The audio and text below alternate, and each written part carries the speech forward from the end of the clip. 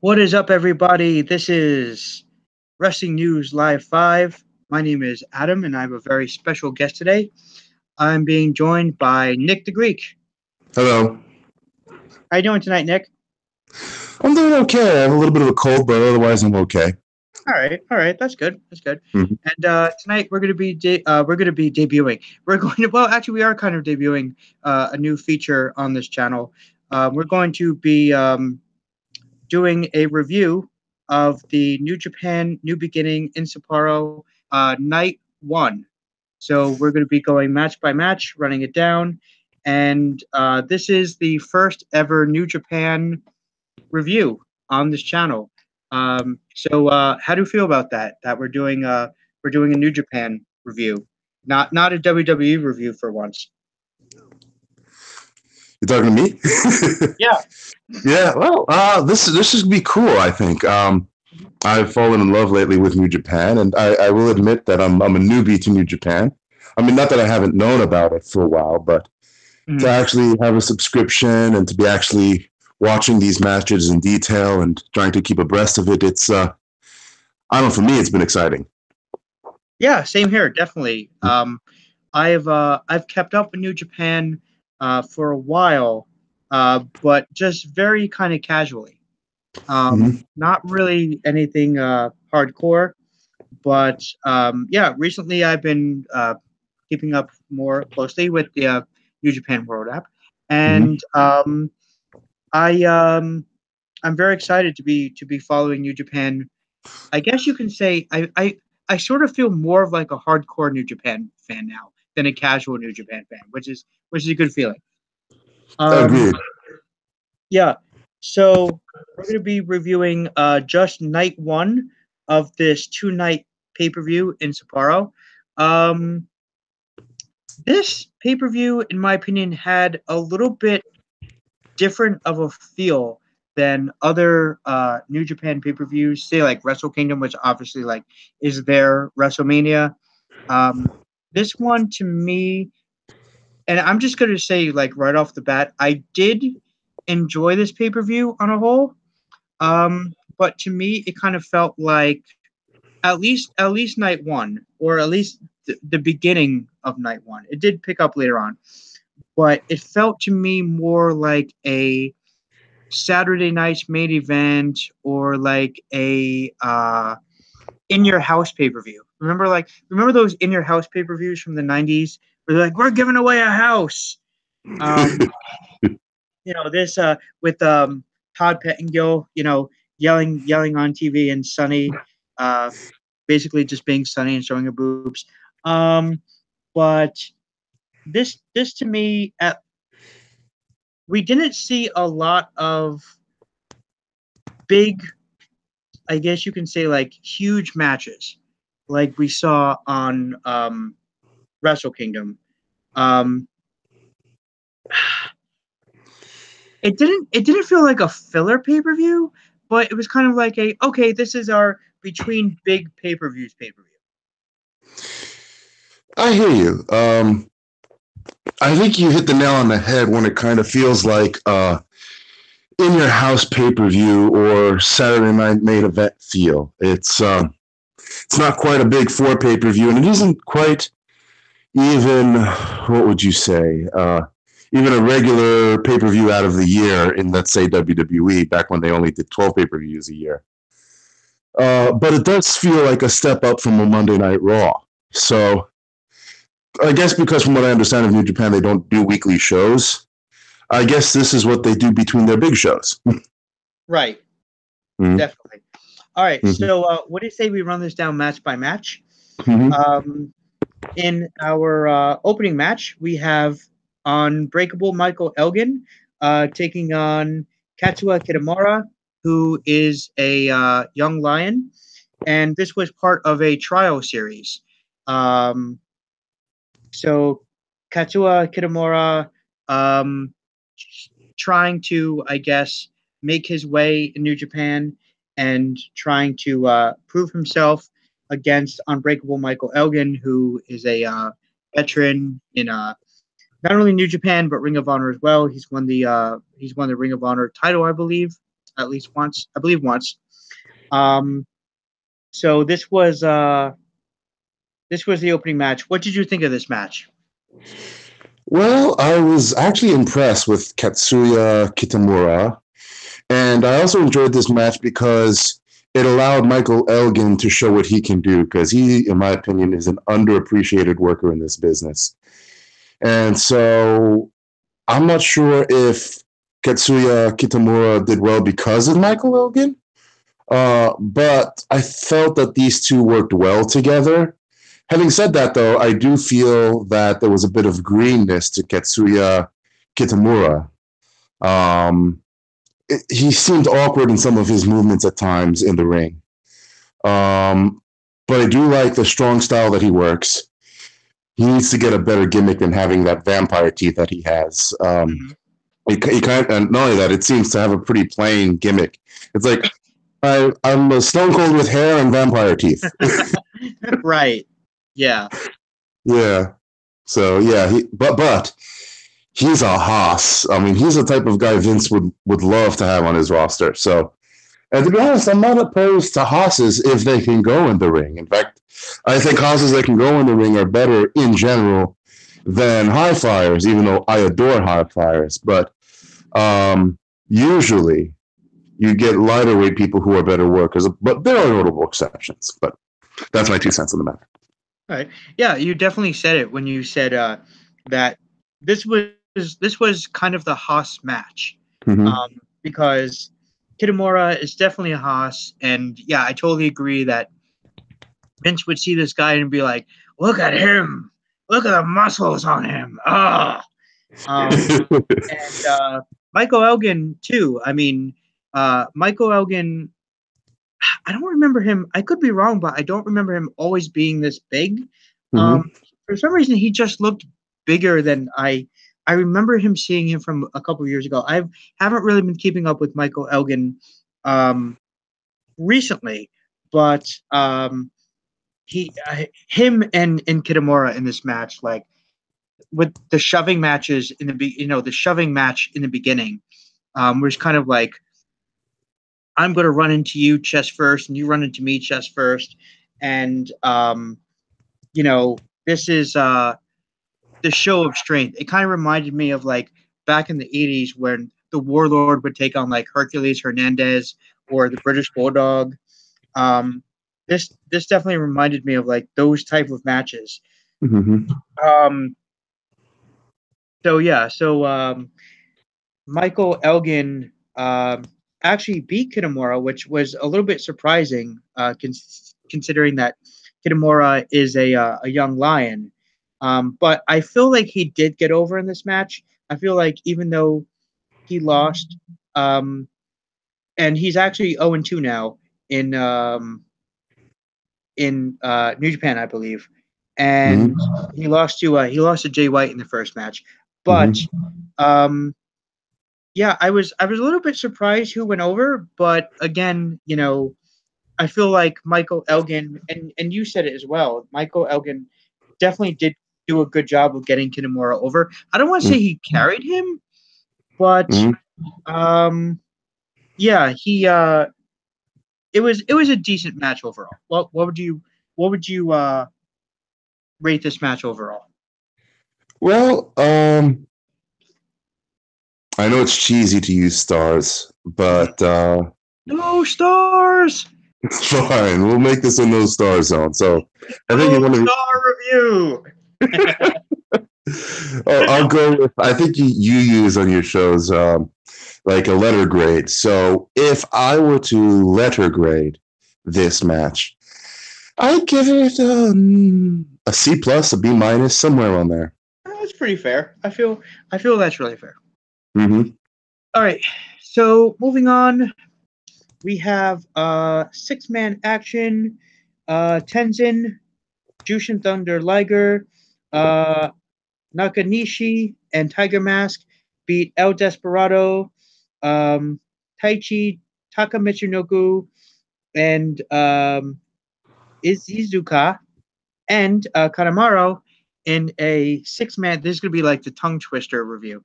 In a 6-man What did you Still think of trying to this think of a match? 10-man. It's a 5-on-5, I think, right? Oh, I'm sorry. This was 10 man. Okay. Yeah, Yes.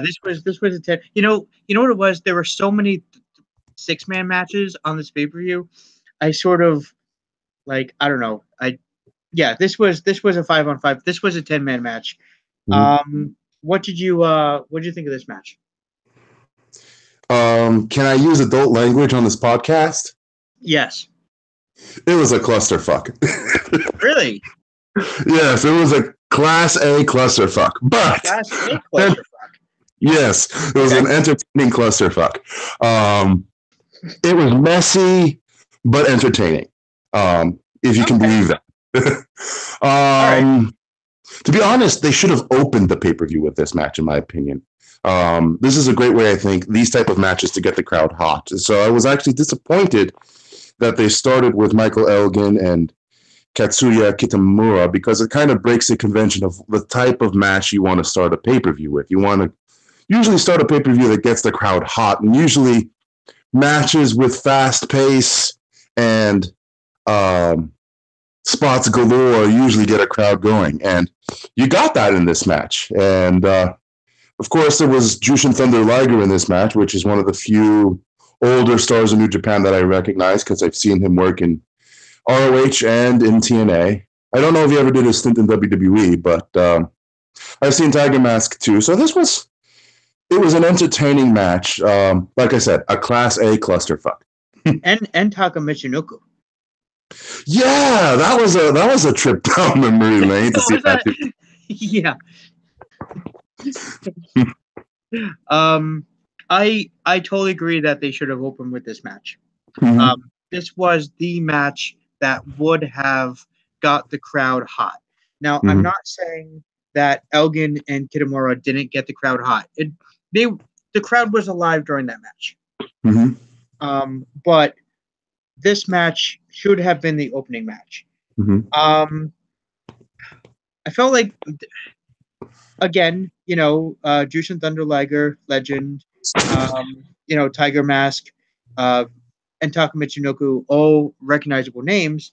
And then Kanemaru and Kushida, guys who were, sort of and Tenzin as well, up and coming in New Japan. So it was kind of like a mix of a couple of different generations, what I thought was cool. Um, and Nakanishi as well. But so I felt like, okay, this is like a good mix of generations, but why did they not open with this match? Um, it ended with a tap out when Kushida tapped out Michinoku, Mm-hmm. and yeah, I don't know if I would concur that it was a clusterfuck, but it was certainly how do I put it? It was like the Royal Rumble this year on the pre-show. We saw Drew Gulak, Jack Gallagher, and one other person taking on three. It was like Grand Metalik and two other mass superstars. And I was like, you know what? This is a really good match to open the pre-show with. It gets, like you just said, it gets the crowd hot. Mm-hmm. And yeah, I felt like it was sort of a missed opportunity. Mm-hmm. But overall, I felt like it was an okay match. Mm-hmm. I would maybe give it. I'll give it a solid C plus. Okay. If I were to grade this, perhaps I'm not being kind here, but I would have given it a C minus. Okay. Yeah. Mm-hmm. Mm-hmm. All right. So next we have Tomohiro Ishii and Taro Yano taking on Chase Owens and Takahashi. Chase Owens and Takahashi representing the Bullet Club. Mm-hmm. And Ishii and Yano representing Chaos. And what were your thoughts on this match? Well, I am an Ishii mark. I think he is He's probably one of my favorite guys in New Japan right now. Maybe because I remember first seeing him in ROH, was it a year or two ago? I think it was back in 2016, actually, when he won the TV title in ROH, and I was really impressed with his work back then. And it's glad to see him in a match here, and he still got it. I'm guessing he's getting older in age by his look, but he worked well in this match, and the match on the whole is pretty good. But I'm still getting to know these other guys like Toru Yano and also the two guys on Bullet Club. And I think this was one of the shorter matches on the pay-per-view. And to be honest, if I wasn't like looking through like the what do you call it, the list of matches that happened on this pay-per-view, I think I would have forgotten that it happened. And Yeah. well, I guess in short, it's a kind of a forgettable match. I mean, it wasn't horrible, but to be honest, there isn't anything I can remember from the match that really stuck out. Yeah, this match was definitely had a filler feel. Mm-hmm. And nothing against Ishii. Ishii is great. Takahashi is actually one of my favorite stars right now in New Japan, but I do like Ishii as well. Mm-hmm. And Chase Owens, I believe I remember seeing him in TNA. I could be wrong, Mm-hmm. but I believe he had a brief run in TNA like back in like 06, 07. Very brief side note. Did you know that Okada was in TNA for a very brief time? Okada was in TNA? Yeah, Okada had a very, just to get off topic for a second, Okada had a very brief run in TNA, and I forget who it was, but it was one of the older agents. Was like, hey, you know, this guy's young and he's really talented, and you need to sign him. His name is Okada. Mm-hmm. So they gave him a tryout match, and they're like, okay, you know, like he's young, he's really talented. And whoever this agent was like, man, you really need to sign this guy. You really need to sign Okada. And TNA was like, nah, that's okay. We'll pass. That's funny, especially since, in my opinion, he's the real world champion in pro wrestling today. Right. But I just thought of that, and I was like, I just thought fucking TNA. Like, that's just like so typical TNA right there. Like, nah, it's all right. We'll pass. Hey, we'll hire Kurt Angle and have him end Samoa Joe streak. That's what we'll do instead. Yeah. And CM Punk, will pass on that dude. He ain't gonna amount to anything. Yeah, right. Anyway, so getting back to the pay-per-view. All right, so just to wrap up this match real quick. So Ishii hit Owens with the vertical brainbuster, and this match ended quite quickly. I don't have the exact time on this match, but it definitely was a filler match. Anything else you want to say about this match, or do you want to move on? Well, let's keep with the theme of grading each match. Okay. Well, since it was uneventful, well, gosh, I guess I'm going to be pretty harsh here. I'll give it a D+. Mm-hmm. All right. Mm-hmm. I'll be slightly kinder and give this one a C-. Actually, no. You know what? Yeah, I guess I have to agree with that. D+. Mm-hmm. Okay. All right. So moving on to the Never Openweight 6-Man Tag Team Championship. Bad Luck Fale, Hamatanga, and Tanga Loa defeated Taguchi, Makabe, and Toa Hanare to retain the Never Openweight 6-Man Tag Team Championship. This was the first title match on the card. And your thoughts?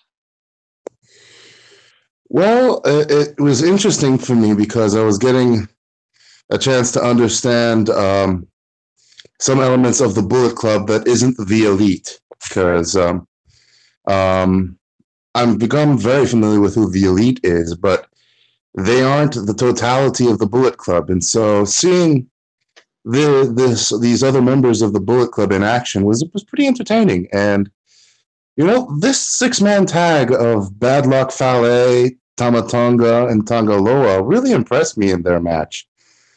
They're really fierce, and they got over as such in this match. And, for what it was pretty entertaining.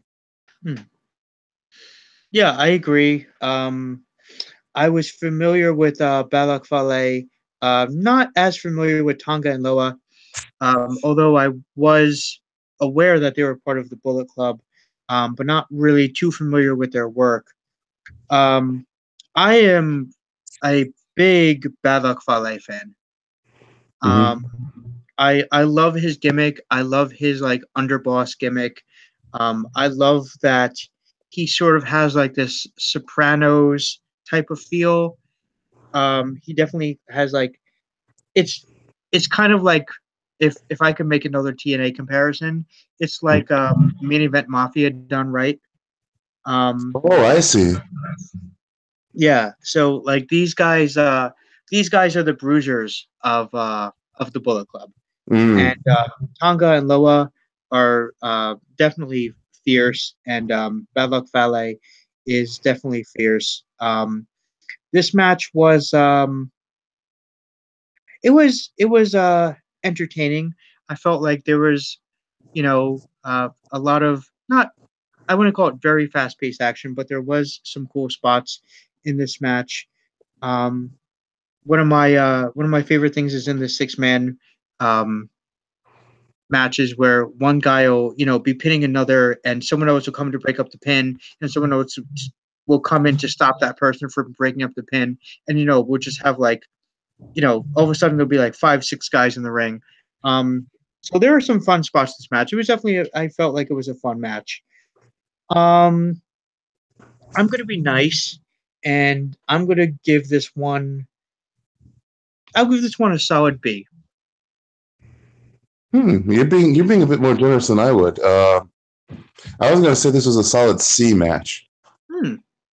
Yeah, I mean, see me, I love work rate a lot, and I like storyline a lot, and I don't know enough about the storyline going into this match, so I can't really grade it on that. And the work rate was, well, C quality in my opinion. So Okay. yeah. I would change my review to B minus. Actually, now thinking about it again, and thinking about some of the later matches, B I just feel is it's a little bit too high. But yeah, there were definitely some better matches on this card. All right. So, anything else about this match? No, I think I'm done on this match. All right, moving on.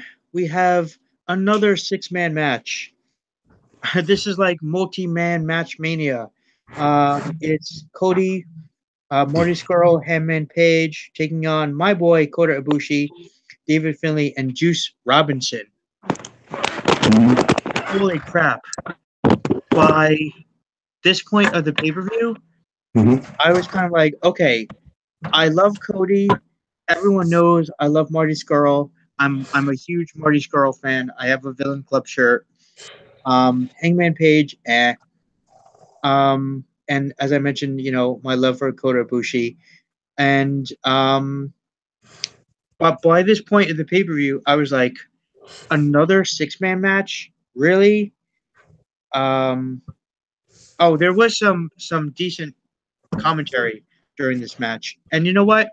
Just as a quick side note, on the pay per view on a whole, because I think you warned me about Kevin Kelly, and I said, oh, by the way, Kevin Kelly is going to be really annoying. I was not too annoyed by him during this pay per view on a whole. I have to say there were some points where he was a little bit over the top, and there were some points where he was a little too much to handle. But on the whole, I have to say that he was not really too annoying. He actually had one really good call during the 10-man match,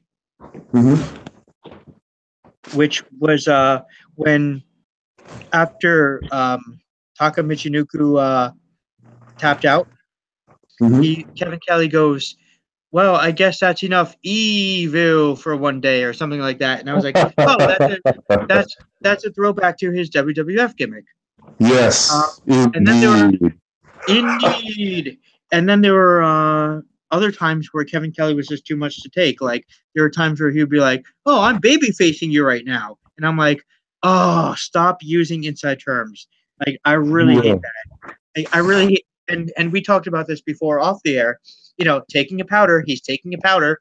You know, like stop it. That's an inside term. You're not supposed to use terms like. I guess they don't care, and I don't know. Maybe I'm just old school in that sense. But Since we're on this topic of weird things being said on New Japan TV, have you noticed that some of the English-speaking talent will sometimes curse in the ring, and you can hear it audibly? yes, I did notice that. I'm like, wow, this ain't PG. No, it's definitely not PG. It is certainly not PG. All right, so Cody, Marty Scurll, Hangman Page, Ibushi, Finlay, and Juice Robinson. Thoughts on this match? This was the first match that kind of like woke me up. Like I'm like, wow, this is entertaining.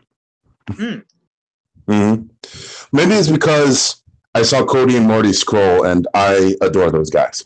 Yeah, me too. And also Ibushi was in this match, and of course, there's heat between him and Cody, and there's a relationship between Ibushi and Omega, so there's storyline here. Definitely a storyline.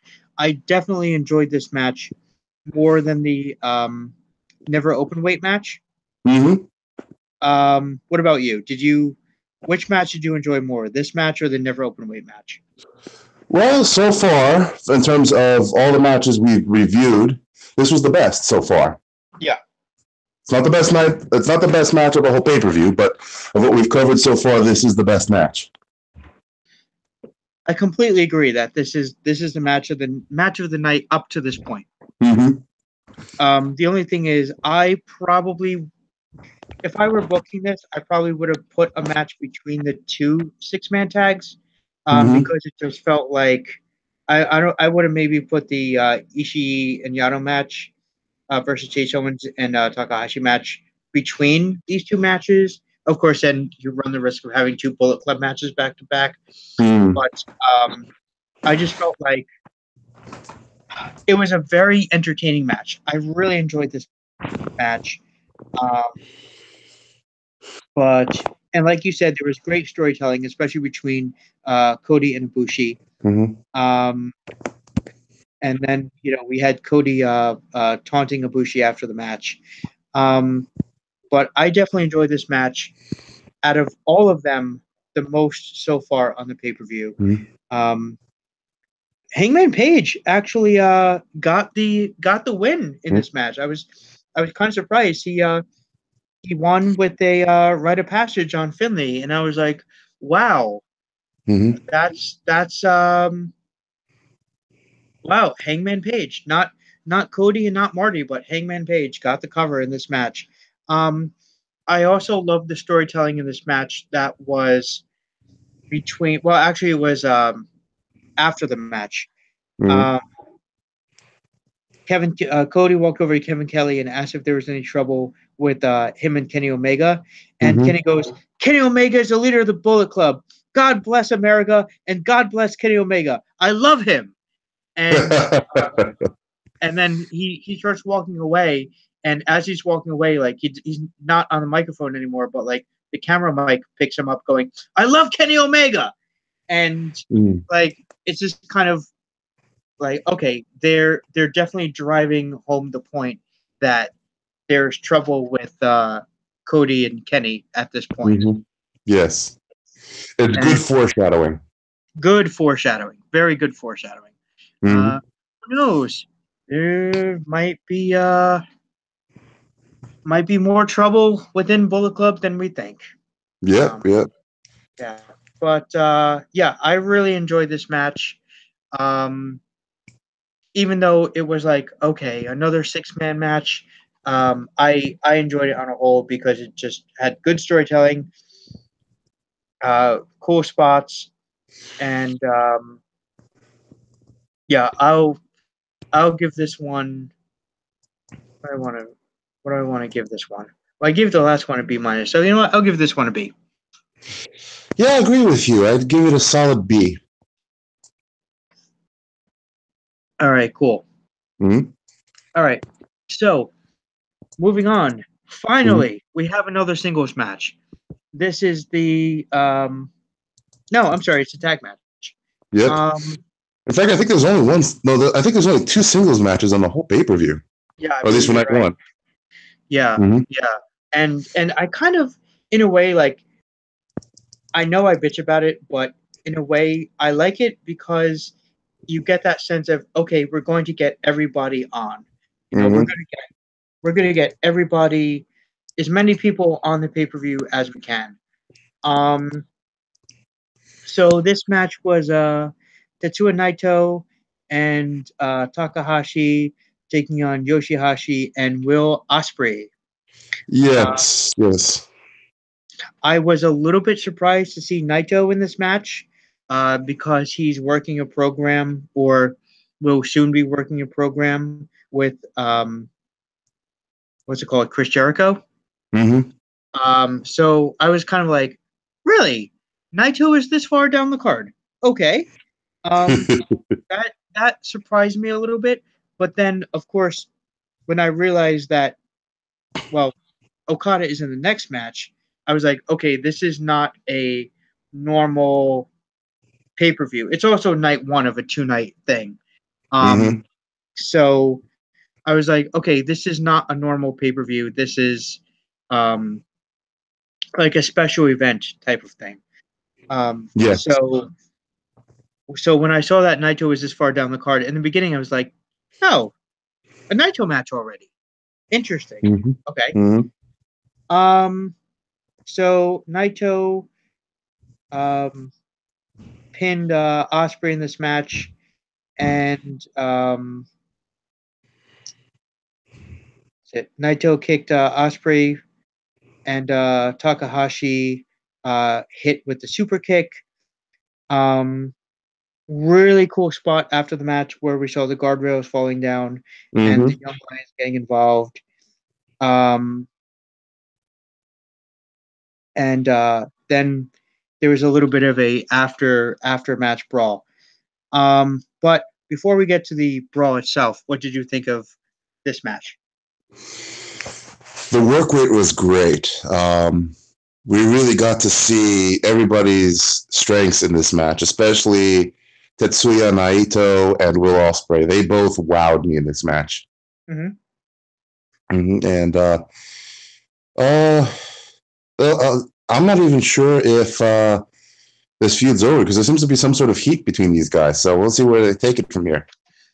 Yeah, definitely. Um, I'm going to hate on Will Ospreay a little bit. Okay. I'm starting to feel, and I could be wrong, but I'm Mm-hmm. starting to feel like once you've seen Will Ospreay match, you've kind of seen them all.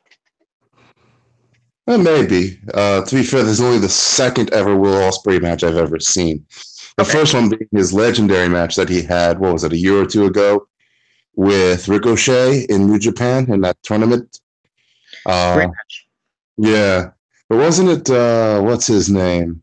Somebody who's like either a pro wrestler or a former manager complained about all the flip-de-doos. And Will Oh, Jim Ospreay Cornette. does, yeah, it was Jim Cornette. Yeah, well, yeah, Will Ospreay is a flip-de-doo guy, but I like flip-de-doos. So flip-de-doos in and of themselves don't turn me off. It's when all you do is flip-de-doos and you don't tell a story and you don't have anything else to pull out of your pocket. That's when I start thinking, can you do anything besides a spot? In fact, John Morrison. Sorry, I had something in my throat there. John Morrison. You know, I was actually building to that actually because I told you Sorry. the other day. Yeah, no, thank you for bringing it up because as I confided to you the other day, for the longest time, for all of you out there who don't know me. I always used to be a huge Johnny Morrison mark. And I've been a long supporter of Johnny Morrison. And for me, for the longest time, I felt he was the best worker in the industry. But as time has gone on and I've started to, if you will, mature in my wrestling tastes, I started realizing, well, yeah, he's a spot machine, but can he do anything else besides spots? And I started realizing, wait a second, he might just be a glorified stuntman. Yeah. And that's when I started realizing, oh my God, Adam's right. He's a spot monkey. I'm going to make just a sound clip of you saying, "Oh my God, Adam's right," and just do a video of like an hour of that. Yeah. Excuse me for that. That's gonna be my ringtone, actually. Oh my God, Adam's right. Oh my God, Adam's right.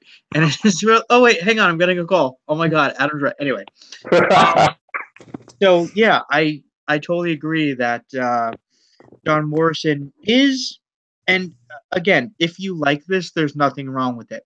Mm-hmm. If you like high spots, there's nothing wrong with high spots. Mm-hmm. If you like guys like Rob Van Dam, Mm-hmm. who do a lot of high spots, there's nothing wrong with that. That's your taste. If you like John Morrison, there's nothing wrong with that. That's your taste.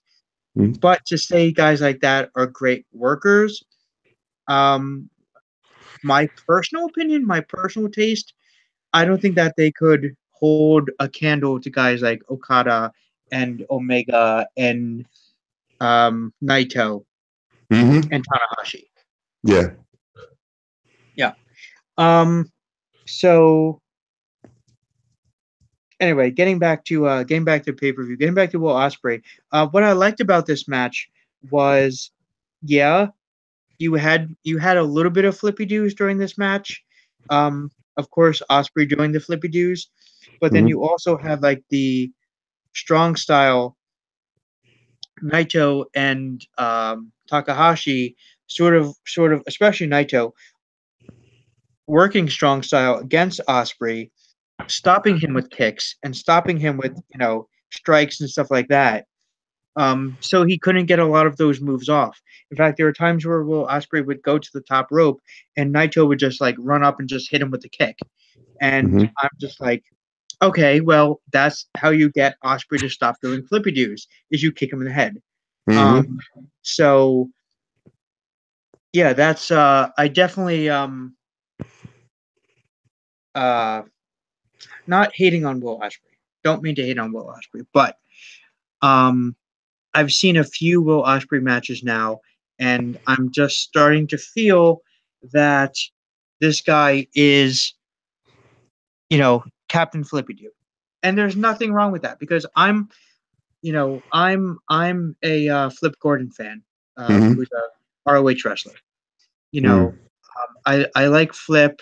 I like Ricochet. I think Ricochet is one of the most underrated. Well, I can't really call him underrated anymore because he just got signed by WWE. But he was one of the most underrated workers.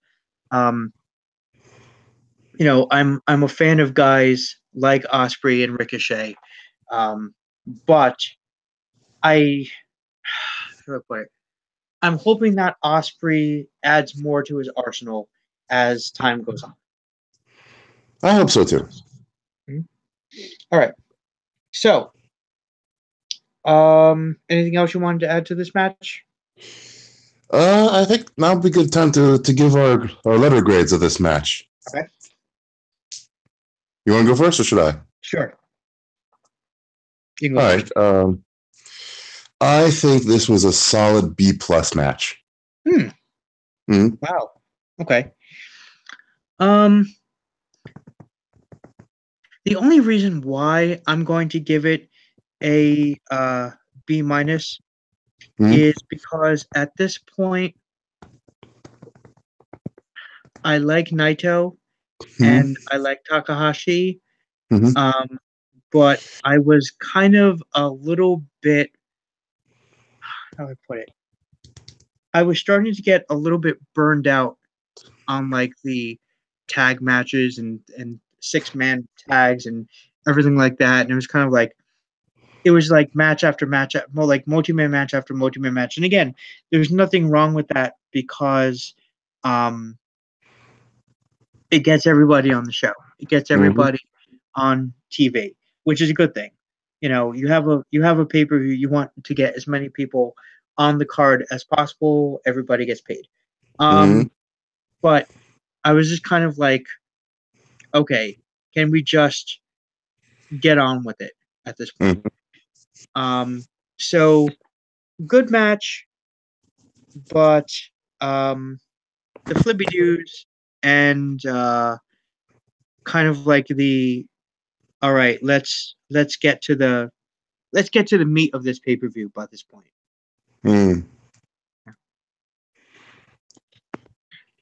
All right, so next match, Kazuchika Okada, Goto, and Geto take on Sonata, Evil, and Bushi. Oh my god, it's another 6-man match.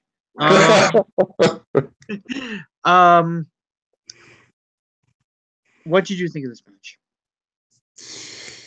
The match itself, I felt, was okay. Definitely above average. I wouldn't say it's anything to write home about. To be honest, I think what was great about this segment of the pay-per-view was what happened post-match. That was good stuff. Right.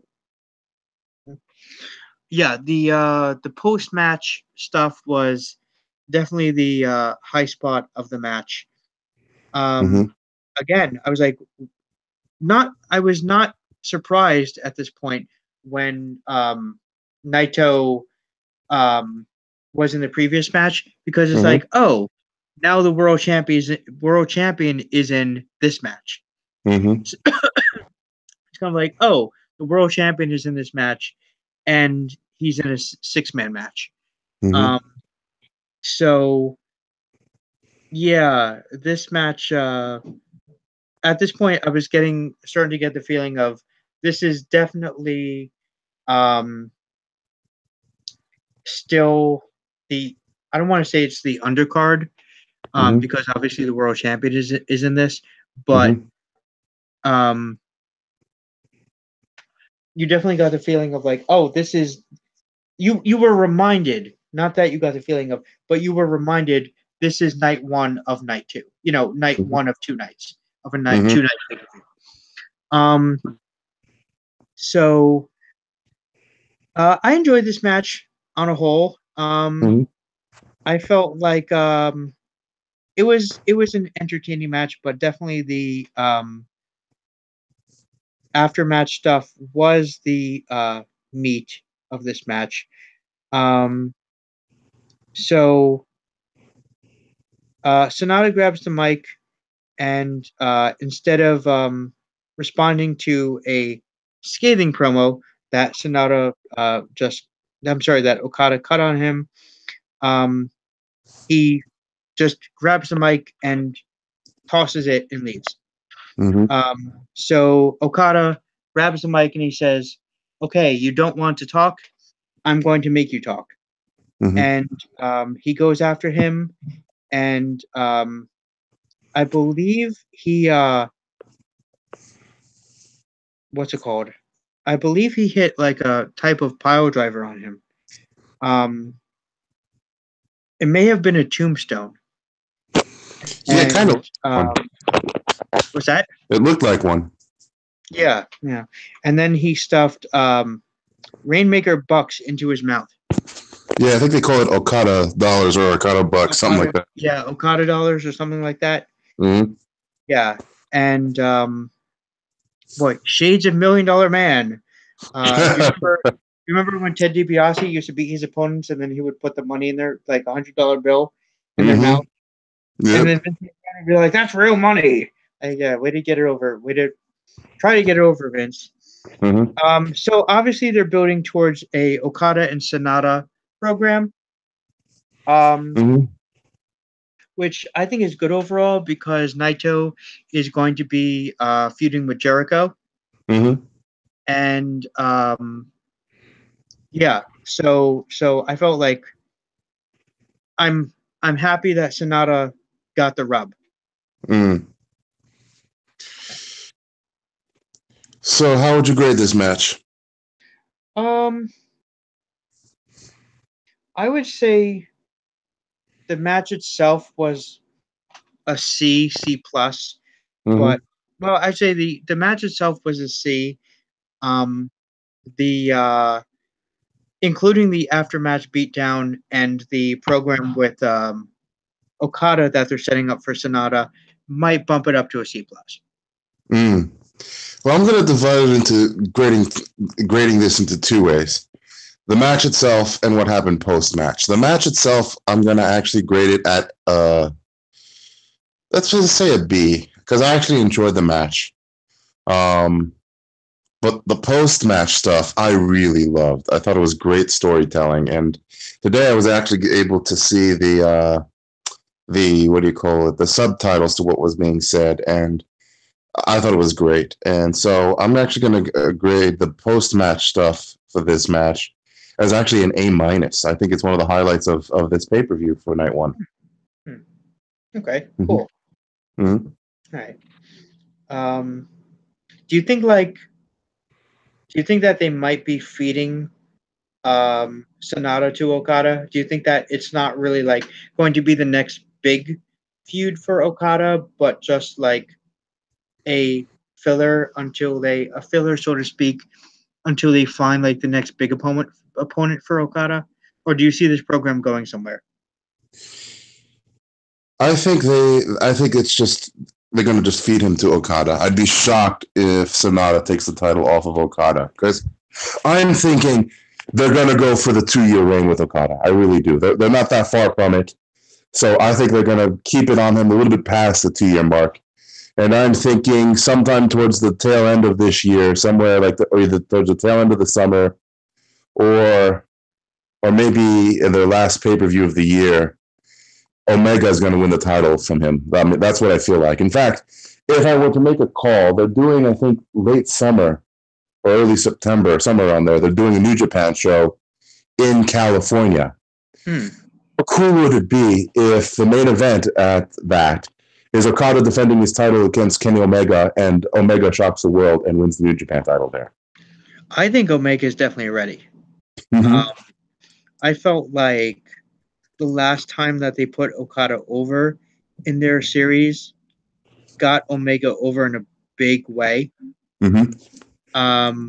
So I definitely feel like Kenny Omega is ready to hold the IWGP Heavyweight title, Mm-hmm. um, move him out of the U.S. title, you know, move him out of the U.S. title picture, Mm-hmm. and move him up. Um, don't don't make him the guy who makes Okada look good anymore. Yeah. Of course, don't get me wrong. I feel like both matches, I'm sorry, all three matches got both guys over Mm-hmm. between Okada and Omega. But now I think they need to pull the trigger with Omega. Didn't one of those matches end in a time limit draw? Yes, it did. Yeah. Mm-hmm. Mm-hmm. Yeah. Mm-hmm. Yeah. So, speaking of Kenny Omega, the next Mm-hmm. match is Kenny Omega and the Young Bucks taking on Jay White, Mm-hmm. Show, and Yo. Yes, Roppongi 3K. Yes. And Yes. Show and Yo got some good heat during this match. I felt I was a little bit surprised how over Show and Yo are. Yeah. Yeah, it's really quite amazing. Yeah. Show and Yo definitely he had some support during this match. This wasn't all Kenny Omega and Young Bucks. Um, NJ White, of course, Switchblade. Um, but yeah, Show and Yo had a good showing in this Mm-hmm. match. So what did you think of this match? I felt it was match of the night. Wow. Okay. Yeah, there were great spots in this match. They told a great story, and the work rate was great. And this was my first time seeing Jay White work, and he was really good. And this was the second time of me seeing Sho and Yo, and they really impressed me. And it's clear that the Japanese crowd likes this group, and their manager's entertaining too, who was one half of the old Roppongi Vice. So yeah, it was a very entertaining match, and I definitely liked that Omega and the Young Bucks all got all their cool spots in. Well, also a lot of foreshadowing of what we might see on night 2 in this match, Yes. Yes. and it was, like I said, they worked well, and there was also great storytelling. Yeah, I definitely agree. I would not call this match of the night. I would say up to this point, it was match of the night. It was not my favorite match overall, Mm-hmm. but it was definitely match of the night up to this point. Mm-hmm. Super kick party. Oh man, the super kicks in this match were just outstanding, and the near falls. And Mm-hmm. I sort of bitched a little bit in my NXT Takeover review about near falls Mm-hmm. and how they feel. At least WWE feels like we need to do 100 near falls to get this match over. Um, and I felt like what's it called? The last Omega and Okada match was like that Mm-hmm. from Wrestle Kingdom last year. Mm-hmm. I felt like, oh my god, we need to, like if there isn't a near fall like every 35 seconds, the audience will die type of thing. You know what I mean? Like the audience, there's a bomb under the audience's seat, and if there isn't a near fall every 35 seconds, will blow up your, like something like that. So, but this match I felt did it right. I felt like this match did the near fall thing just the right amount of times. Mm-hmm. And again, like the super kicks in this match were just all over the place. Um, and of course, after the match, um, White hit the Blade Runner on Omega. Mm-hmm. So yeah, who knows? We might see these two face off on night 2. Mm-hmm. So Well, that yeah, was great. announced, so that should be interesting. Yeah, yeah. So definitely, like you said, great storytelling. Mm-hmm. And what letter grade would you give this match? A minus. Wow. All right. Mm-hmm. I'm going to go B plus on this one. Mm-hmm. Um, all right. All right. So as you can tell, obviously by the end of this match, they're setting up Omega and Jay White for night 2, Mm-hmm. and moving on. Mm-hmm. Minoru Suzuki defeated Hiroshi Tanahashi to win the IWGP Intercontinental Championship. Mm-hmm. This to me was match of the night. No, I hear you, and it's tied for me for a match of the night. I enjoyed this match and the previous match equally. Huh? Okay. All right. Mm-hmm. That's fair. Mm-hmm. So what's it called? The story in this match was that Tanahashi, I think he came off the second rope, I want to say, with the knee drop, but he rolled and he didn't cover Suzuki when he had a chance to cover Suzuki. Mm-hmm. And the announcer were like, why didn't he just win the match? And then they realized that coming down with I forget what type of move it was, but coming down off the ropes, Tanahashi injured his leg, or his knee rather, and after that, Suzuki just, holy crap, did he work Tanahashi's legs? Yeah. I mean, oh, the maybe some of the stiffest kicks I've ever Hmm. seen and heard in a wrestling ring. Um, he Suzuki was just like taking it to to Tanahashi's legs. Yeah, yeah. I mean, Minoru Suzuki, aka who I like to call the Japanese Taz. All right. Oh gosh, he put on a clinic as to how to tell a story in a match, and him and Tanahashi, they told a great story, and I believe it was a splash off the top rope that Tanahashi did, I believe it was a and it spot. didn't look like he landed that right, and I believe he was actually working this match injured. And in fact, that was the storyline that he was working this match injured, and unfortunately, as it turns out, he did legit injure his knee.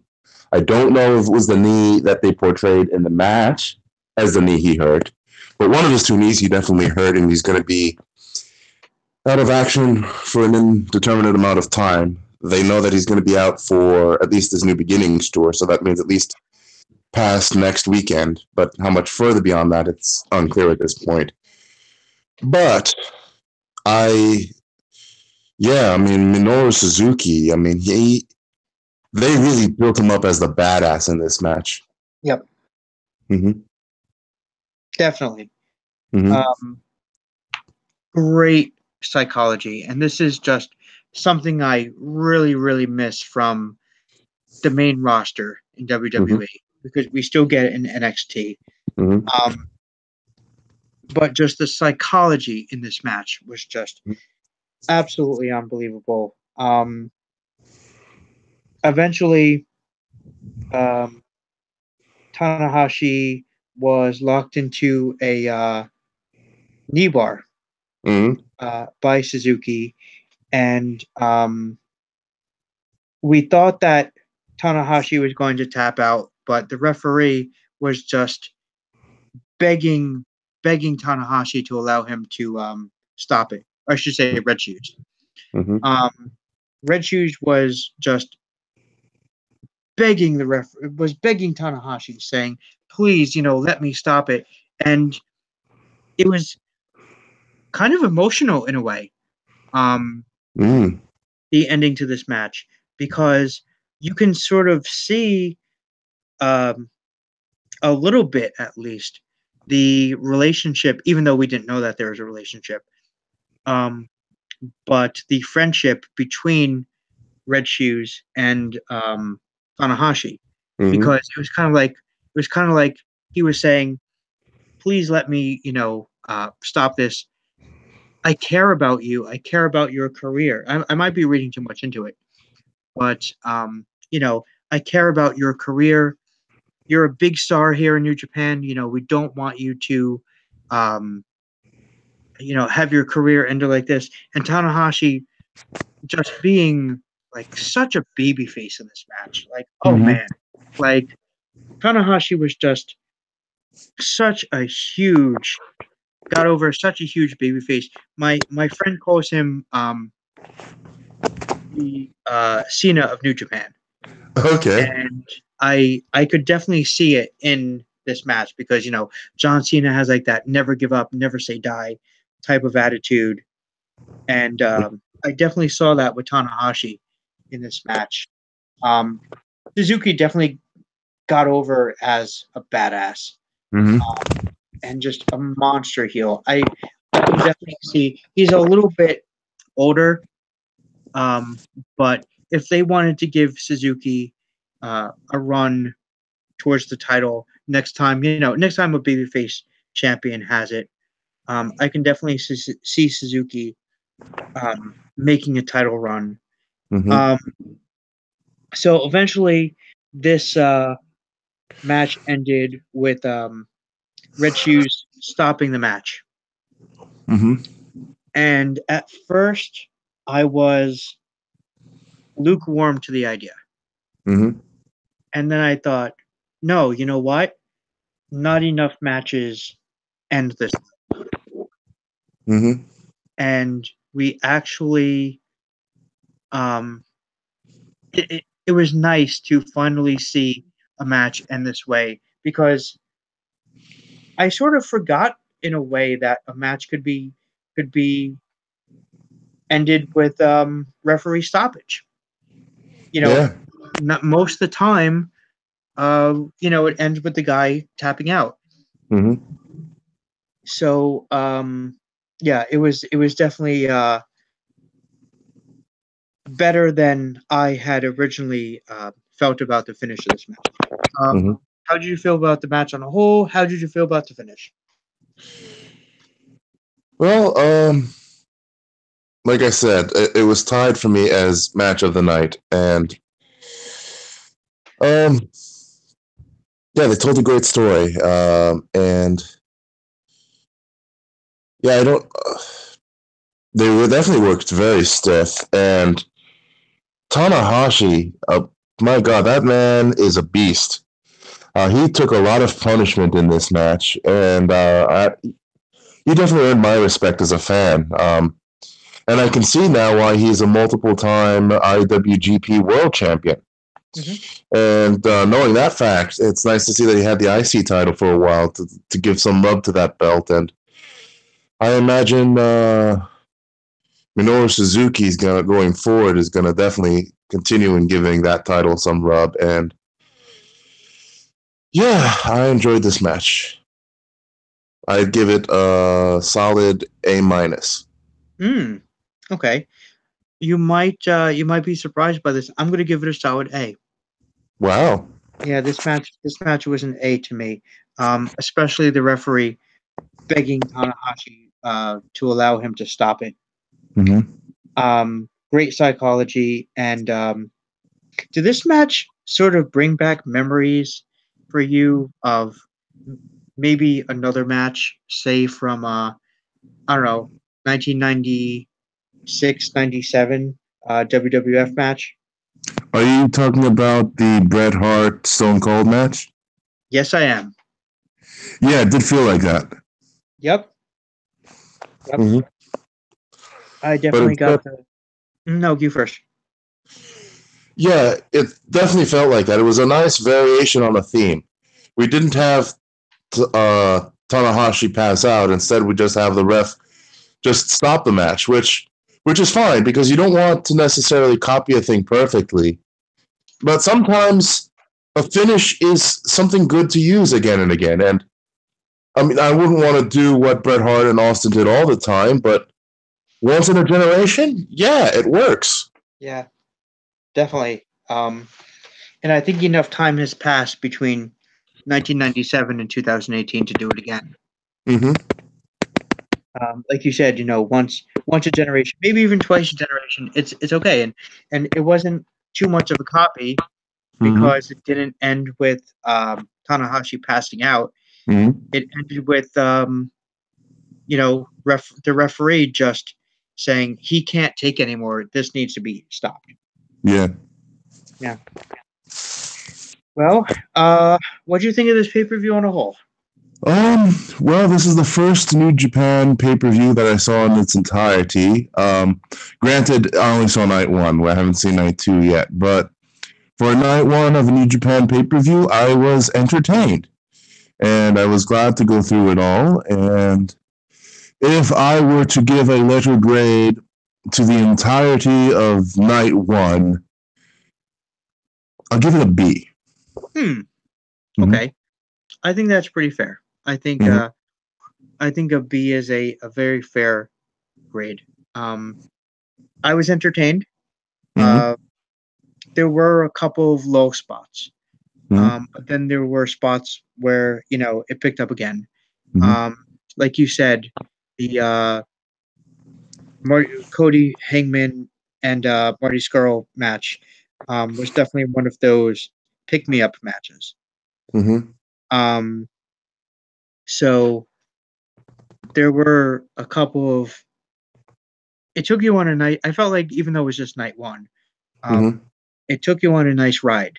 Of okay, here's the multi-man match that's going to get the crowd going, and then here's a couple of filler tag matches.